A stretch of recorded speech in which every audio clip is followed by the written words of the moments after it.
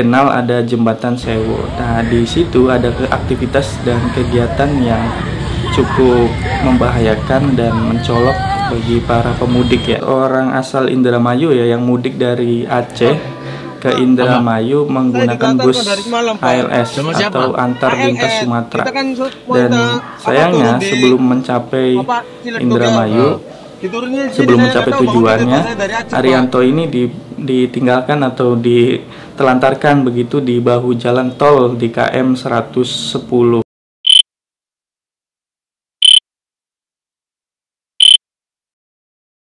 Assalamualaikum warahmatullahi wabarakatuh. Balik lagi bareng gue Panji di video kali ini di hari terakhir puasa Ramadan 2025 atau 1446 Hijriah. Saya ingin mengucapkan minal aizin wal faizin, mohon maaf lahir dan batin.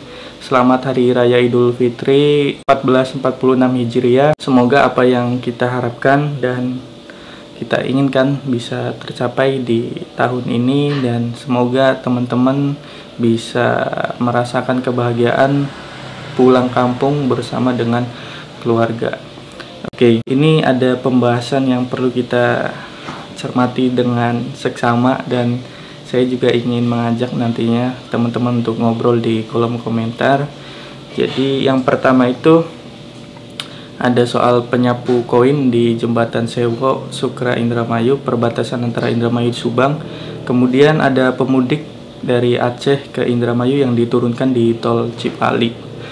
Nah, kita bahas yang pertama dulu mengenai penyapu koin Jembatan Sewu. Kalau teman-teman atau rangers semua mudik ya dari Jakarta dan melintasi Jalan Pantura perbatasan Subang Indramayu itu dikenal ada Jembatan Sewu. Nah, di situ ada aktivitas dan kegiatan yang cukup membahayakan dan mencolok bagi para pemudik ya. Iya benar, jadi dari sisi kiri maupun kanan, entah itu dari lajur Jakarta ke Indramayu, Jawa, ataupun sebaliknya dari arah Indramayu ke arah Jakarta itu ada penyapu koin. Di situ biasanya berjejer tuh masyarakat di desa setempat untuk melakukan aktivitas penyapu koin tersebut. Nah, nantinya pemudik itu biasanya melempar atau surat ya, kalau dalam bahasa Indramayu itu tabur uang koin pas di jembatan tersebut.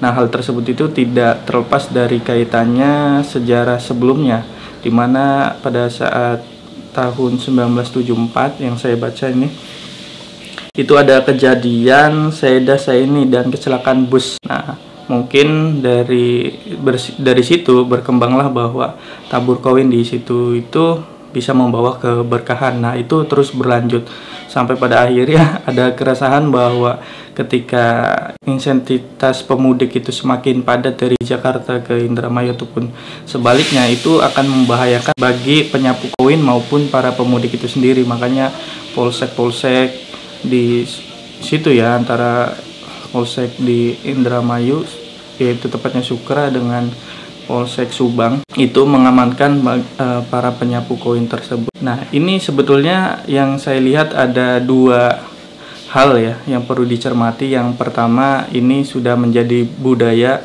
Kemudian pembatasan oleh kepolisian itu saya rasa akan sangat sia-sia jika tidak diberdayakan masyarakat tersebutnya, karena itu sudah berkembang menjadi semacam kebiasaan yang sudah akhirnya membudaya begitu. Dan mungkin ya kalian juga punya solusinya apa gitu, silahkan tuliskan di kolom komentar. Tapi bagi saya, memberdayakan daripada masyarakat untuk bisa lebih produktif lagi di rumahnya atau di tempatnya gitu, di kampung halamannya, itu bisa melalui BUMDes untuk memberdayakan masyarakat ya soal kerajinan ataupun produksi ikan asin atau sebagainya lah. Itu kemudian yang berikutnya itu ada seorang asal Indramayu ya yang mudik dari Aceh ke Indramayu menggunakan bus ALS atau antar lintas Sumatera. Dan sayangnya sebelum mencapai Indramayu, sebelum mencapai tujuannya, Arianto ini ditinggalkan atau ditelantarkan begitu di bahu jalan tol di KM 110, dan itu masuk wilayah hukum Polres Subang. Nah, kemudian kepolisian yang patroli pada setengah 6 pagi di hari Sabtu ya, itu diberhentikan oleh pemudik ini dan meminta bantuan bahwa dirinya diturunkan oleh pihak ALS di situ bersama anaknya yang masih kecil.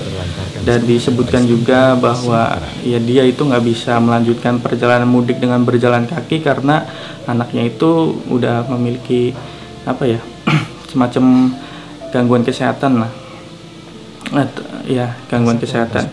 Kemudian Polres Subang membantu pemudik asal Indramayu ini untuk diturunkan dan janjian dengan keluarganya di exit tol Cikedung ya, Indramayu. Nah itu yang terjadi tuh, jadi serba-serbi mudik 2025 itu ya banyak sekali ya fenomenanya, dan mungkin dua hal itulah yang kita highlight di video ini. Nah, saya itu punya pengalaman terkait dengan bus ini ya. Jadi ceritanya saya juga pernah ke Malang naik bus ya dari Cirebon, dan saya kira itu hal yang wajar ketika kita naik bus diturunkan di suatu tempat gitu untuk melanjutkan perjalanan dengan bus yang lain gitu. Nah, terus belakangan saya akhirnya tahu bahwa sebetulnya bus itu ada tujuan sampai Malang tuh. Nah, di situ saya baru tahu bahwa bus itu sebetulnya ada tujuan yang memang benar-benar sampai pada tujuan yang kita inginkan, tapi nggak tahu kenapa makanya sampai hari ini pun ya, karena saya jarang sekali naik bus, sampai hari ini saya nggak tahu alasannya kenapa saya diturunkan kemudian berganti bus gitu. Nah ini juga fenomena yang apa ya, kalau bagi saya nggak tahu kan jadi aneh gitu ketika bus itu menurunkan penumpangnya di tengah jalan tanpa apa ya penjelasan yang jelas, kemudian tanpa tujuan yang disepakati di awal. Nah ini juga sangat disayangkan ya dari pihak ALS antar lintas Sumatera ini yang sepertinya sepihak menurunkan penumpang bernama Arianto ini untuk mudik ke Indramayu. Sayang sekali tuh bisa seperti itu. Nah mungkin teman-teman yang menonton video ini bisa lebih paham dari saya ya, kenapa sih PO bus atau bus itu menurunkan kita dari bus satu ke bus lainnya untuk mencapai tujuan yang kita inginkan gitu.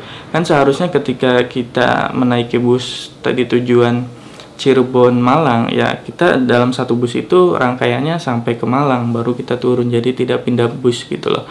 Nah ini juga nggak tahu alasannya, tidak disebutkan keterangannya, dan itu viral di media sosial Twitter, Facebook maupun Instagram ya, jadi pembahasan gitu loh.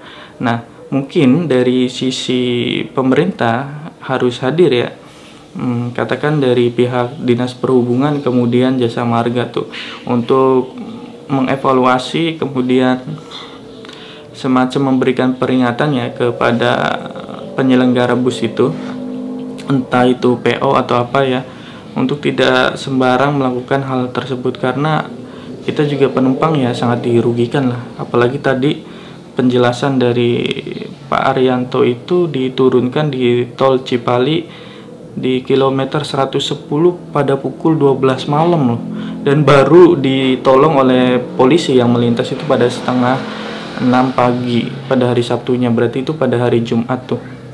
Dan perjalanannya nggak singkat, dari Aceh ke Indramayu itu bisa ratusan kilometer ya. Jakarta Surabaya aja udah berapa gitu loh. Jakarta Indramayu sudah 200 km, apalagi ke Aceh sana kan. Dan ini ya mungkin menjadi evaluasi lah bagi kehadiran pemerintah ya, untuk menjamin pelayanan publik juga dari sisi ALS itu bisa diperbaiki ke depannya gitu. Kan sangat disayangkan sekali hal itu terjadi gitu loh. Nah mungkin kalian yang punya pendapat sendiri dan bisa paham soal bus, silakan tuliskan di kolom komentar, nanti kita sharing-sharing di situ. Dan juga terkait dengan penyapu koin di Jembatan Sewu Indramayu yang pasti heboh ya, setiap Saban mudik dari tahun ke tahun itu pasti heboh, dan saya rasa itu nggak bisa dibereskan dengan cara digerebek, disita sapunya, kemudian dilarang ataupun memberikan peringatan keras kepada pemudik jangan memberikan koin atau sebagainya. Itu ya saya rasa kurang efektif dengan cara-cara seperti itu, karena sudah menjadi kebiasaan, akhirnya sudah melipir kepada budaya di daerah setempat untuk menyapu koin, dan kepercayaan juga mungkin ada di situ kan. Jadi perlu kehadiran pemerintah untuk bisa membenahi hal tersebut. Nah, salah satu usul ya yang bisa menjadikan dialektika kita di kolom komentar adalah memberdayakan masyarakat setempat ya, entah itu melalui BUMDes ataupun daripada instansi ataupun organisasi lain untuk memberdayakan masyarakatnya. Silahkan tuliskan di kolom komentar. Sekali lagi Reanges yang masih dalam perjalanan, hati-hati mudiknya. Saya juga ingin mengucapkan selamat Idul Fitri sekali lagi 1446 Hijriah atau Idul Fitri tahun 2025. Minal aizin wal faizin, mohon maaf lahir batin.